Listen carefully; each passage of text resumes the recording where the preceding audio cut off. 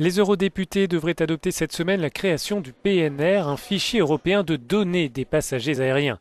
Cet outil pour lutter contre le terrorisme est soutenu par plusieurs États membres, dont la France. Le Premier ministre français s'est d'ailleurs rendu au Parlement pour essayer de convaincre les élus. De nombreux parlementaires doutent de son efficacité. Personne n'a jamais dit que le PNR aurait évité les attentats. Moi, je considère que le PNR européen est un moyen supplémentaire dont nous nous dotons pour être efficace dans la lutte contre le terrorisme.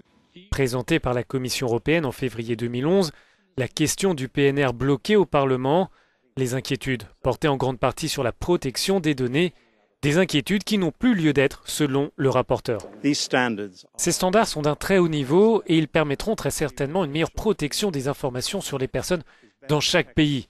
De même, lors d'échanges d'informations entre États, cette protection n'aura jamais été aussi forte. Les attentats de Paris et de Bruxelles ont finalement poussé les parlementaires à s'entendre sur un compromis, mais les députés les plus critiques comptent bien se faire entendre d'ici jeudi, jour du vote dans l'hémicycle. Notre correspondant à Strasbourg, Sándor György, précise que le débat sur ces mesures de sécurité anime le Parlement européen depuis des années. Les experts doutent d'ailleurs de l'ampleur de l'efficacité de cette base de données des passagers aériens dans la lutte contre le terrorisme.